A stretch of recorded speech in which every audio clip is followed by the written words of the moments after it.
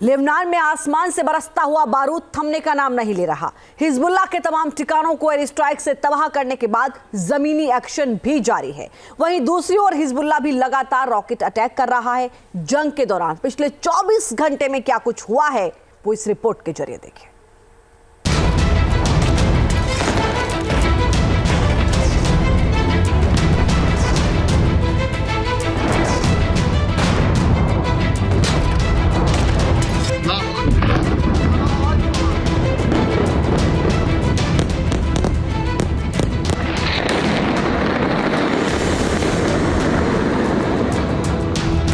गोलियों की तड़तड़ाहट से गूंजता दक्षिणी लेबनान और धमाकों से थर्राता बेरूत।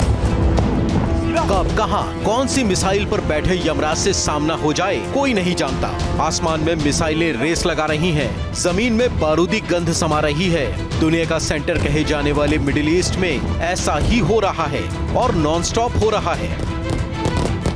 क्यों लगता है कि इजराइल ने हिजबुल्लाह को नेस्तोनाबूद करने की पक्की ठान ली है। इजराइल मौत बनकर मंडरा रहा है हिजबुल्लाह के कमांडरों और उस पर हमला करने की प्लानिंग करने वालों पर। इजराइल हिजबुल्लाह से किस कदर खार खाया हुआ है, इस मंजर को देखकर अंदाजा लगाया जा सकता है।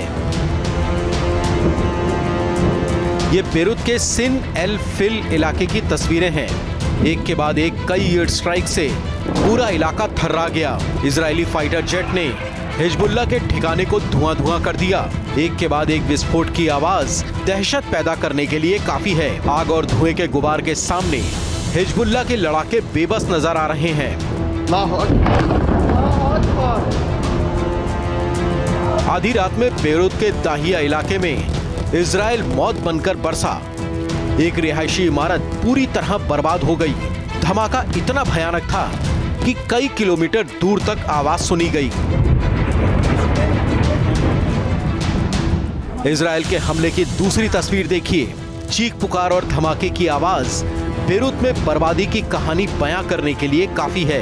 बेरूत में 10 अलग अलग जगह हिजबुल्लाह के ठिकानों पर बमबारी की गई, जिसमें हिजबुल्लाह के ठिकाने तबाह हो गए। दक्षिणी लेबनान का भी बुरा हाल है। ग्रामीण इलाकों में भी हिजबुल्लाह के ठिकानों को लगातार निशाना बनाया जा रहा है।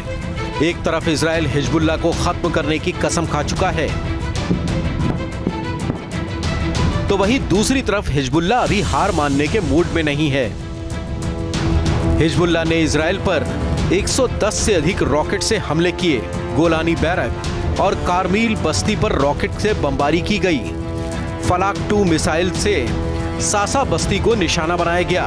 फादी 1 मिसाइल से रमत डेविड बेस को टारगेट पर लिया। हाइफा को टारगेट कर दागी गई हिजबुल्लाह की बैलिस्टिक मिसाइल को हवा में ही मार गिराया गया।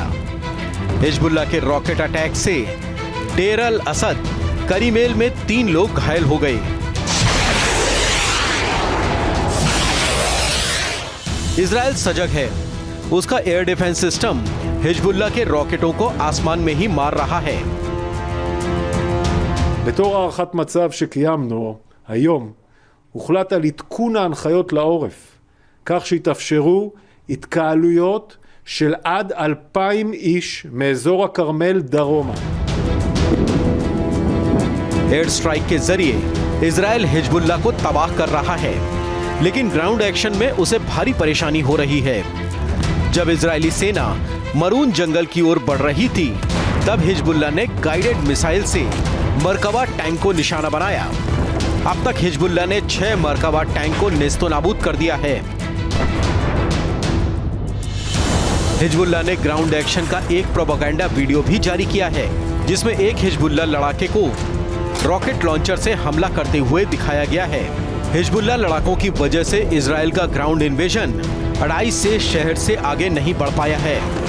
नुकसान हिजबुल्लाह को काफी हुआ है। ग्राउंड ऑपरेशन शुरू होने से अब तक हिजबुल्लाह के 400 ऑपरेटिव्स मारे गए हैं। आईडीएफ ने हिजबुल्लाह के कमांड सेंटर्स, हथियार भंडार और सुरंगों को निशाना बनाया है। इजरायली सेना अब हिजबुल्लाह की सबसे बड़ी ताकत पर भी चोट कर रही है।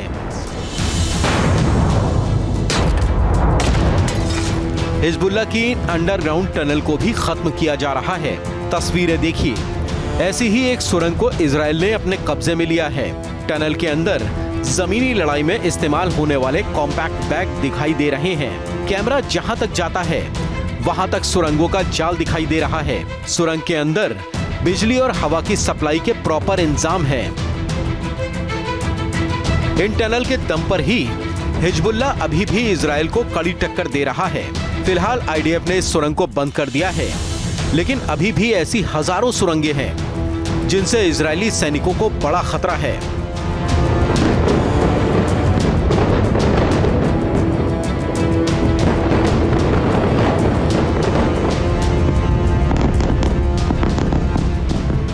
इजरायली सेना अब सिर्फ हिजबुल्ला के ठिकानों और हथियार डिपो को ही नहीं जला रही है, बल्कि उस रूट को भी तबाह कर रही है जिसके जरिए ईरानी हथियारों की सप्लाई होती है। ऑपरेशन सप्लाई कट के तहत इजराइल ने पहली बार उत्तरी लेबनान और सीरिया बॉर्डर को निशाना बनाया। यहां इजराइल ने मसना बॉर्डर क्रॉसिंग को तबाह कर दिया। ये लेबनान को सीरिया से जोड़ने वाला हाईवे था जिसे इजराइल ने पूरी तरह तबाह कर दिया। Team news nation. News nation अब व्हाट्सएप पर खबरों की ताजा अपडेट के लिए न्यूज नेशन के इस QR कोड को स्कैन करें।